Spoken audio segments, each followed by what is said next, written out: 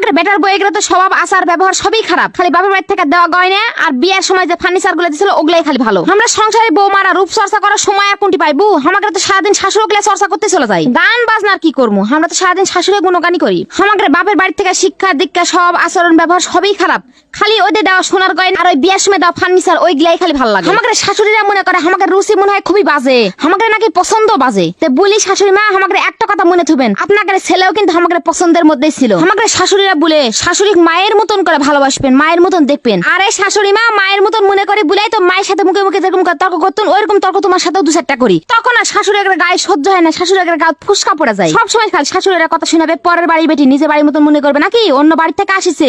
বলি শাশুড়ি মা আপনার বাড়ি যদি আমরা নিজের বাড়ি মনে নাই করি তাহলে আজকে থেকে আপনি সব ঘরে কাজ করবেন, হাঁড়ি মাজা ভাত আন্দা কাপড় চোপড় ধোয়া নুড়ি দেওয়া সব কাজ আপনি একলাই করবেন। নিজের বাড়ি যখন লয় তখন আপনি সব কাজ করবেন, যেদিন আমার নিজের বাড়ি মনে হবে সেদিন থেকে সব কাজ করবো। আরে শাশুড়িরা যে সারাদিন বলে নিজের বাড়ি মনে করবে, নিজের বাড়ি মনে করবে, ওদিকে নিজের বাড়ি মনে করে না, নিজের বাপ মায়ের বাড়ির মতন আমার বাড়ি ভালোবাসে না। আরে শাশুড়ি মা বিশ্বাস করেন আপনাদের বাড়ি আমরা নিজের বাড়ি মনে করি বুলাই তো আমরা এক গিলাস পানিও ঢালা খাই না। আমরা তো বাবার বাড়ি থেকে তো এক গিলাস পানি ঢালা খাইনি, ওই জন্য আমরা এটিও আসে ঢালা খাই না। তাহলে আমরা নিজের বাড়ি কোনটা মনে করবো না? আমার বাবার বাড়ি থেকে আমরা প্রতিদিন বেলা 12টার সময় ঘুমোর থেকে উঠতুন, শ্বশুর বাড়িতে এসেও বেলা 12টার সময় ঘুমোর থেকে উঠি। তাও শাশুড়ি মা বলে নিজের বাড়ি মনে করে না, নিজের বাড়ি মনে করে না। আচ্ছা শাশুড়ি মারা এটা কেন বুঝে না? বলি এগারো যতই আপন মনে করবেন ততই একের সমস্যা। আবার এদিকে এসে দেখবেন শ্বশুর বাড়ি সবাই ভালো, বর ভালো, শাশুড় ভালো, শ্বশুর ভালো, বরের বোন ভালো, যত নষ্টের গুড়া খালি আমি। আবার ওইদিকে দেখো ঝগড়া কেসাল কি জিনিস এগুলো শ্বশুর বাড়ির লোক জানতোই না।